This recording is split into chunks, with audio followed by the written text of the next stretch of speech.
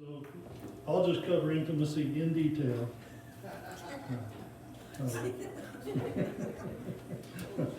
Someone, it's in the bulletin, I guess. No. Anyway, so a couple of observations I thought I'd share. First of all is when Mike gets up here, his brain starts working and he goes all over the place. Like that works for him, like his brain keeps working. When I get up here, my brain goes the other way. It's like it shuts down. You're on your own, man. So if I have to pause for a minute, just bear with me, okay? The other observation was when Justin was up here, got a haircut and looked good. None of that. Okay.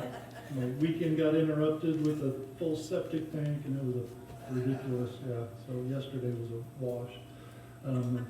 Scott, when he got up here, and what he shared with me how to do it was like write it all out and then share it with your dog like 50 times. Just practice it. I didn't do any of that either. So. Finished it up about 11 last night, got up this morning and changed some more stuff. So anyway, when Mike asked me to do this, he was talking about just get up and share your testimony, kind of your faith walk, how you got to where you are, and that's the thing that I was praying to even figure out if that's what I should do. I should be the pointed message, and I kept coming back to that, so that's what I stuck with. So the first time I was asked to share my testimony publicly, I was ordained as a deacon in a Southern Baptist church in Pueblo. And this was like the opening line then, and it said, I always respected people who went to church. It just seemed like a good institution. Like growing up, and I don't know why that was. It wasn't, I had someone powerful influencing me in my life. It was just something that I had respect for that. And I don't know why. And I was supposed to share that as well. So I thought I'd go through my life. The younger years, I grew up on a farm. With total freedom. Like I could literally grab a gun and go walk the river and shoot stuff. I could go out and fire up the farm truck and drive around the farm. Take a motorcycle, ride my bike.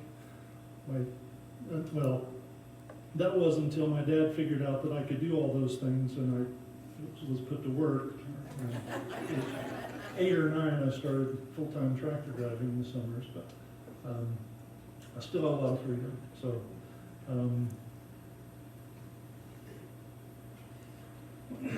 so that kind of sets the stage for how I approach things. I'm always, I don't know, fixing my own septic tank and stuff. Like, I got all this stuff, I'll figure it out. So my first exposure to church is one of my mom's favorite stories.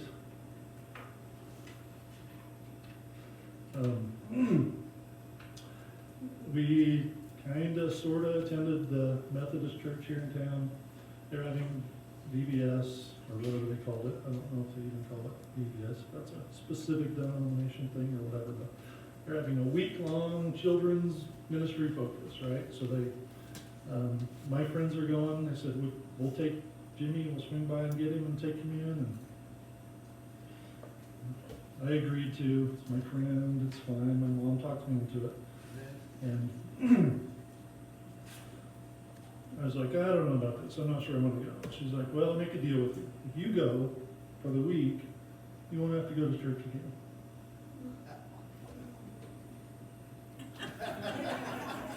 No, it's not what I was thinking at the time. I was like, I'll go, whatever. So I go. It is what it is. You know, they had young people leading. Some kids there, not a lot of interesting kids. I don't know. My friend was there. It wasn't anything special. So at the end of it, they spring on us that we're going to have to stand up in front of the church and give a presentation. We have to read some verse or memorize some verse. And it's kind of like being volunteered to preach today. Right? Same nerves. That's when I was, I don't know, what was I, probably 7 or 8, something like that. Anyway. So I get up there, I'm sure I forgot part of my lines, and I don't know, it was embarrassing. I felt horrible about it, it wasn't real positive, so I was like, I think I'm done. So I was. Which, you know, my mom was gambling that I'd like it. And,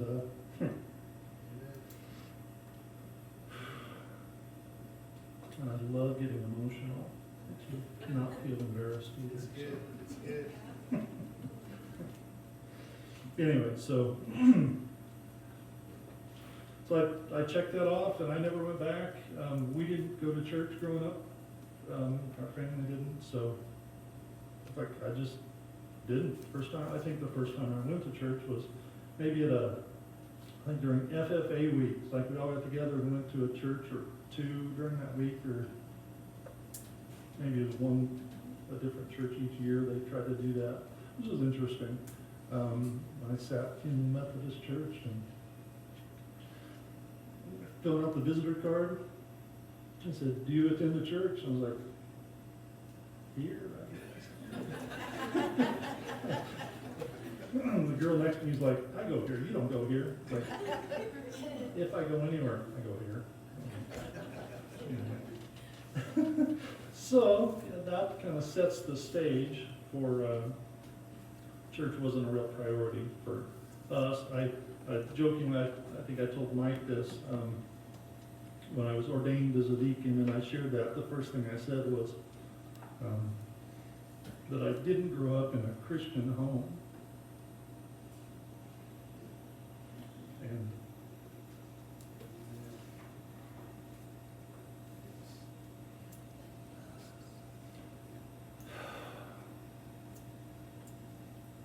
you know, in my head, this just rolls right out, you know? Caught up in this stuff. Anyway, that hurt my mom. And I didn't think about that. So, although I said that again today, I didn't say it that way, so. I mean, I've grown up, and I don't know where her faith is, I'm not gonna judge that, but, that's what I equated it to at the time. I was a young Christian at that time too, so. I'll get to that. It's on the next page, actually. So, growing up, the Bible was obviously nothing that we read, right? I did have a Bible. My grandmother gave me one when I was a kid, little children's Bible. And I recall sometime in middle school maybe, and then again in high school. It's like I pulled it out and was going to read it. I'm like, I don't know what this is about. And if you've tried to read the Bible as a book, you know that that's just ridiculous, right? It's horribly boring. I'm pretty sure I did not get out of Genesis either time. Get in those lineages and you're just like, oh, jeez, I want something else. So anyway, so church was pretty much off the table. I've got a title here called The Rowdy Years. So in high school, I started hanging out with friends, and we were young and dumb and partying. That carried over into college, carried over into young adult life, and I wrote in here that I was a good kid, but I got progressively rowdy. Which, if some of you know my friends, that's maybe an understatement, I don't know. But as I look back now, I see that God's hand was guarding me, right? It's, in so many ways. We were speed demons, and we drove like crazy. We were partying, acting stupid. We were just dumb all the way around.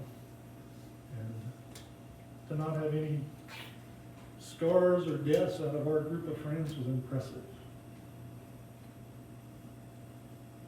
And you don't realize that until you become a father. You know, turn them loose, and you're like, oh, geez, there we go. You know? Anyway, so the next the next phase. Actually it was somewhere in the middle of the rowdy years, I met this girl named Joda. And she's in high school. Guess I should sit up so they can see me online. I'm in college. Her family goes to church every time the doors are open. So I actually started attending church. She had a rule, and I swear it was just made up for me, but she says it was a rule, that if I was gonna hang out with her on Sunday, which was like the only time of the week she wasn't doing something, she was involved in everything, 12 different sports.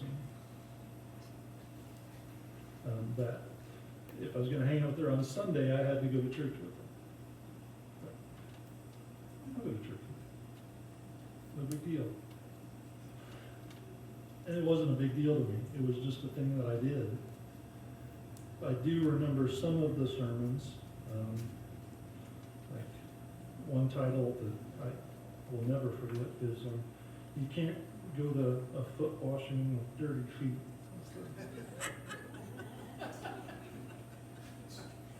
Remember that? Anyway. So that was her parents' expectation. And that's kind of how it is. When you're young, it's like you kind of adopt whatever you've seen or whatever your parents are doing, right? And that's what her parents were expecting her to go. I went, we honored her family, clearing to college doing that. We never had our own faith. We never pursued a church or anything. We had plenty of time in college. Some of us more than others. It took some of us longer to get out. Right? I spent an extra year in college because I had a bad advisor. Well, that's my story.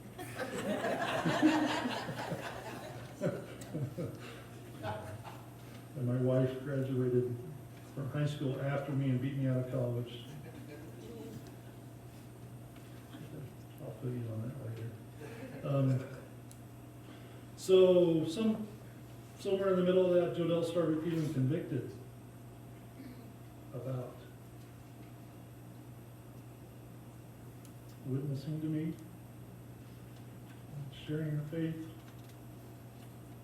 We were making steps to move on in life and get married. We had made plans. And I think she was living in Eads. I don't remember.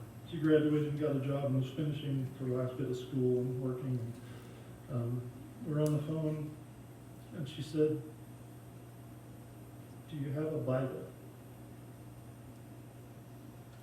And Stan will like to hear this because the only thing I had was a Gideon's Testament. Had a couple of them. They walk around the campus in Pueblo and hand them out. It's like I took a couple, and then eventually I'd be like, I got a couple of them, I'm good. Came in handy, though. I needed one. And I was like, she led me through some things, specific witness, probably the Roman road, I'm guessing. I don't remember what it was. It was the first time I'd read the Bible with a purpose and found interesting things in it. You know, you get out of the boring parts of the Bible, it's pretty cool. Anyway, so we're preparing for marriage, we're getting ready. Through a strange turn of events in our marriage plans, we ended up with a couple that was doing our marriage counseling.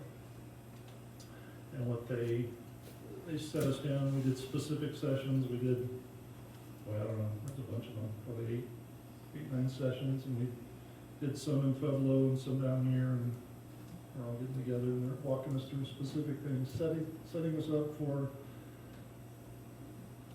dealing with marriage, and it was incredible. It was also,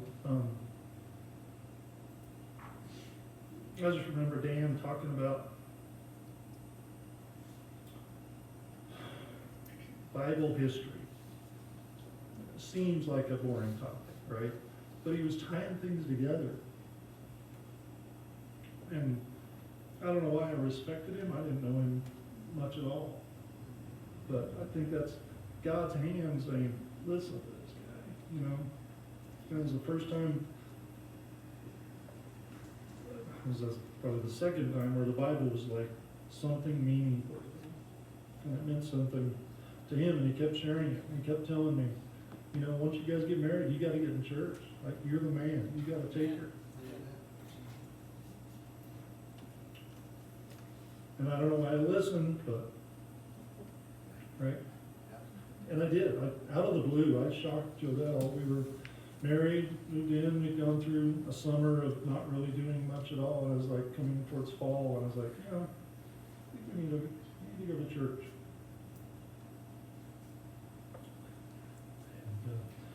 And, so they had referred a church. They met a young couple who was pastoring there in Pueblo. And we went there and just, not that we fell in love, but we did. Like, it changed everything. He was a mentor to me. Plugged us into a Bible study, which is surprising that, you know, I don't tend to jump off the deep end and experience new things.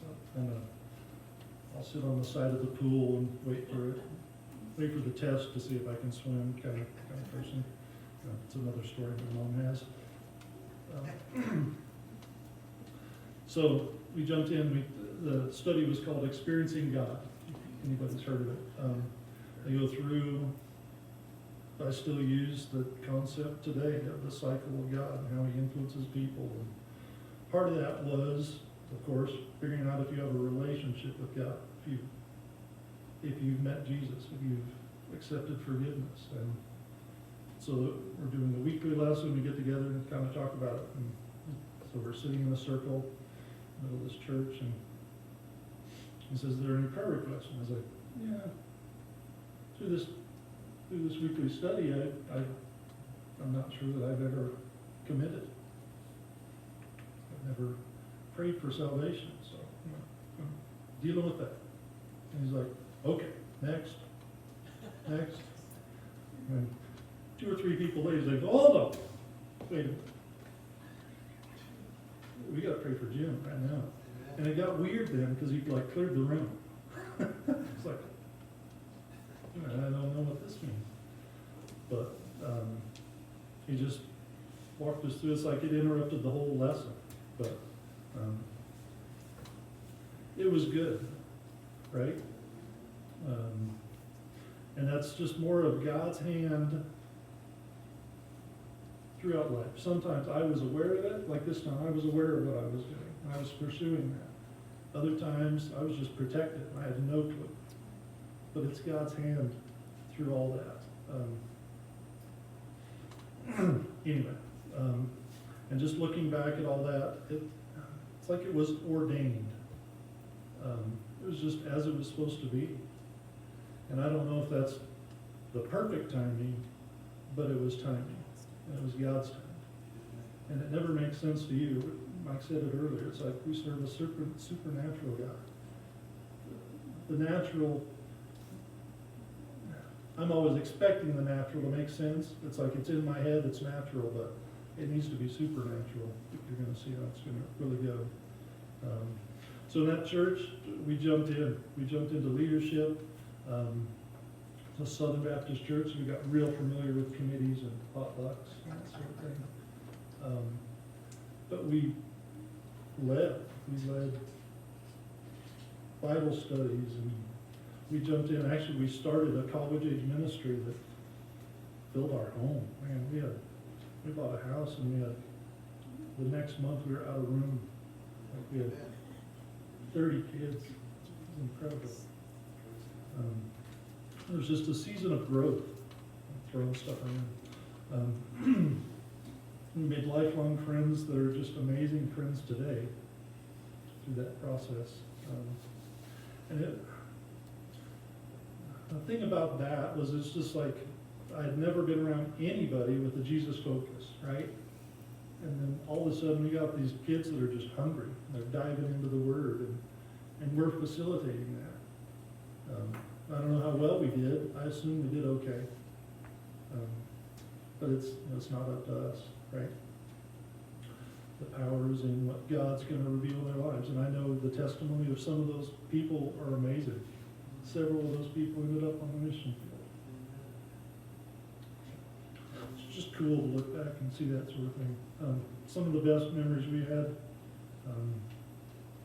in our lives were during that time. So then we lost our minds and moved back to Lamar.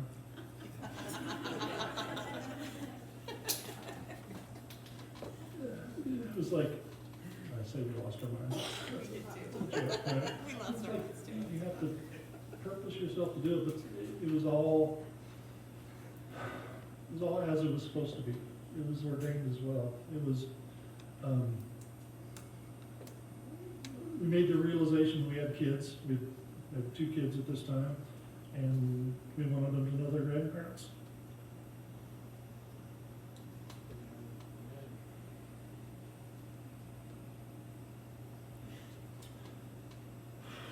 Before Jake started school, I wanted him to at least be in an environment where they'd call me and tell me what he was doing. You know, I wasn't sure I was going to get that in Pueblo. It was hard.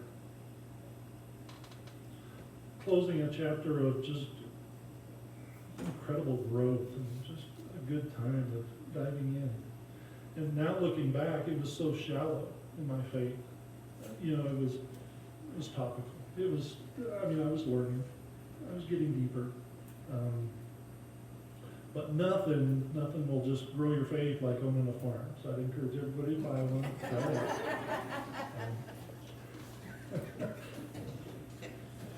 Not everybody's cut out to do that. That's one of the reasons we did move back though as well. Is my dad was still farming, 700-800 acres at the time, which is a lot. Like that's for one guy and a helper here and there.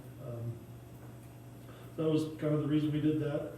The drought, we were in the 2nd year of drought and things got rough. And when my wife comes to me and says, you know, we're going to need a little more money to make this work.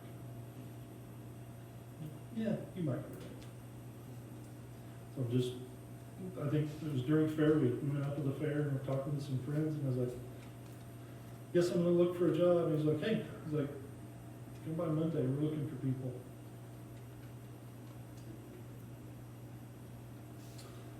So it's all in the timing of the blessing for God. It's like, as you need it, sometimes it's not as you think it should be. It's as you need it. It'll just happen.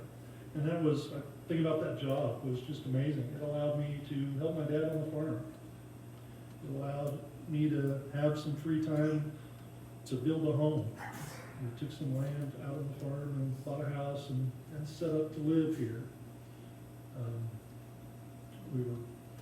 We prayed for at least a 3-bedroom home just to live. We were thinking a trailer house so we could live cheaply and kind of help out on the farm, and we ended up with a big double wide that needed a lot of work, but we were able to do that, and I had the time to do that.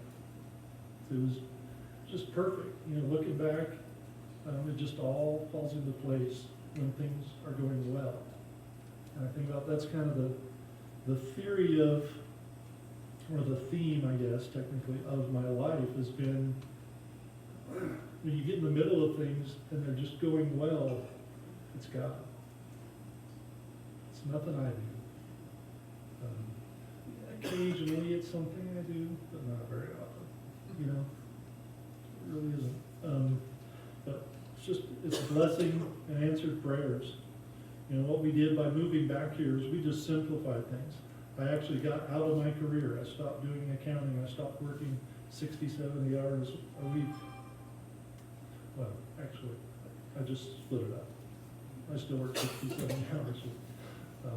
I was working for myself the other part, building a home and setting up our farmstead, helping my dad, which was a huge blessing to him.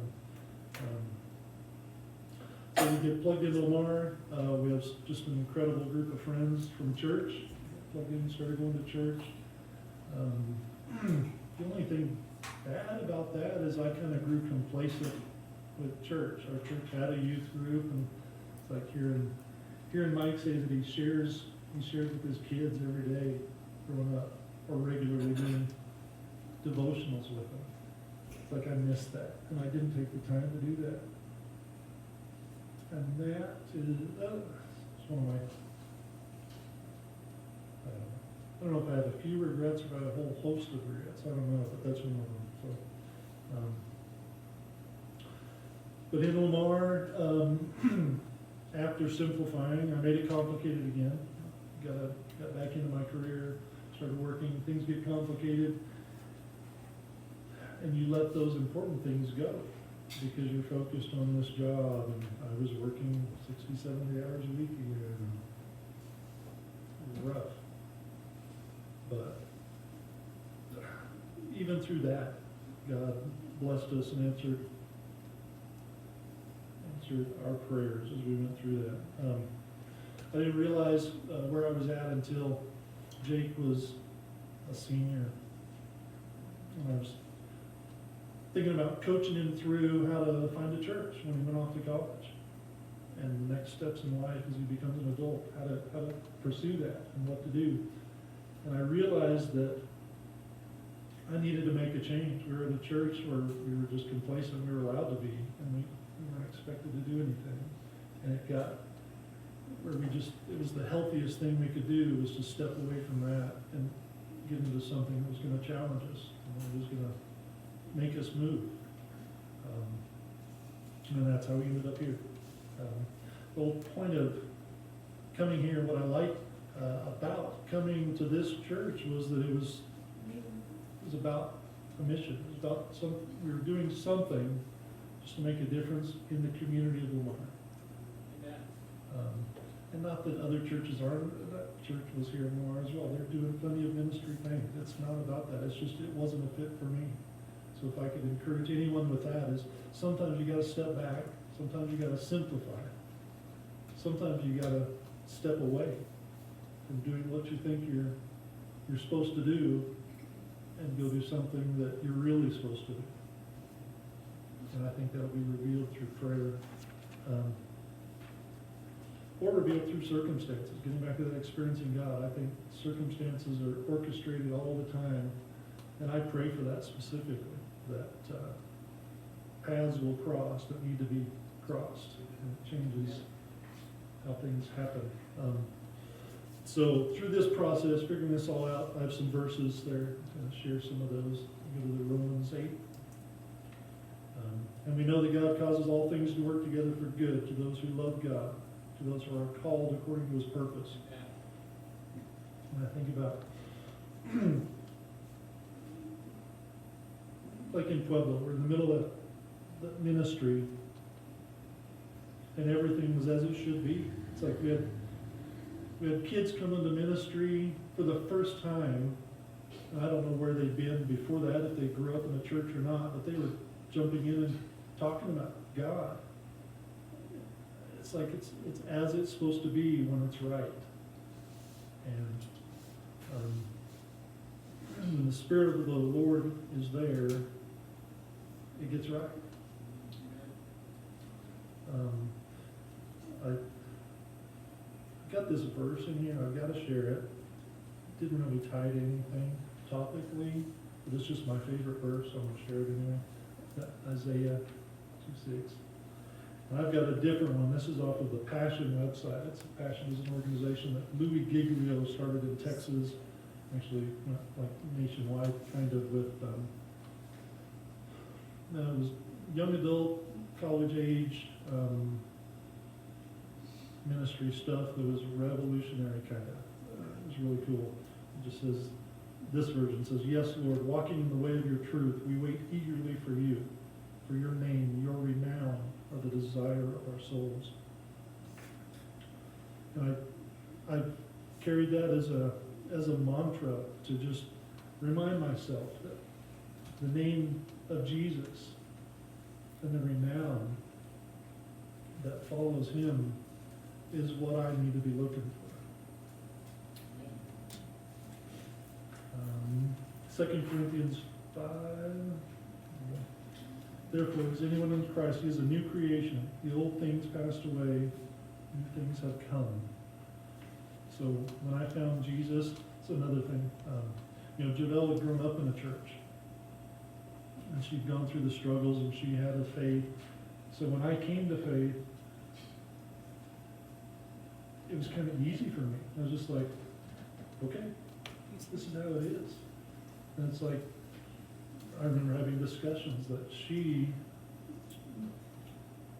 kind of had baggage from church and growing up that way and adapting her faith from her parents' faith. And I had none of it.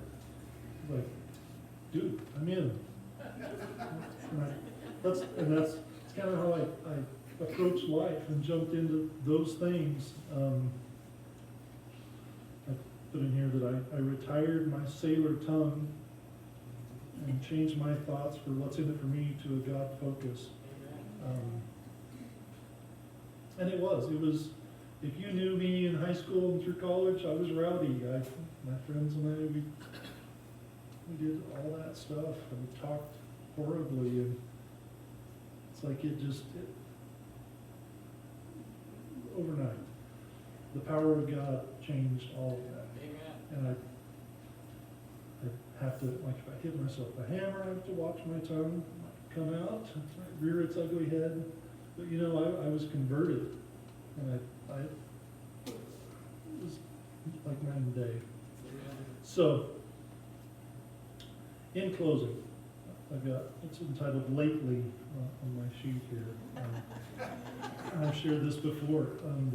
The theme that I keep running back to in my studies and things that I'm reading, it's all about freedom. And I got a Galatians 5 verse up there, Justin. It was for freedom that Christ set us free. Therefore, keep standing firm and do not be subject again to the yoke of slavery. In my faith earlier, I figured out kind of how things work in the church and how you're supposed to approach things. I thought it was about these rules. You just follow rules. I'm good at rules. Introvert. I'm an accountant. I follow rules all the time. It works. And then when you really get into grace and freedom as a topic, it changes things. And it's powerful. We were in the middle of that college ministry in Pueblo, and we had freedom. I just didn't know what it was. I didn't know that we had biblical freedom. But I just love that God is not done showing me things like that. Every step of the way, God has surrounded me, provided a group of friends, a job. It's been something that I couldn't have even imagined. If we hadn't moved down here, we probably would have had the same stories, because God's just like that. He was pursuing me even at the young age when I was like clueless and walked away and made a deal to just not have to be hassled with church. So anyway, so all in all, I guess the one phrase I'd end with is, you can trust in God's time. I am living proof of that.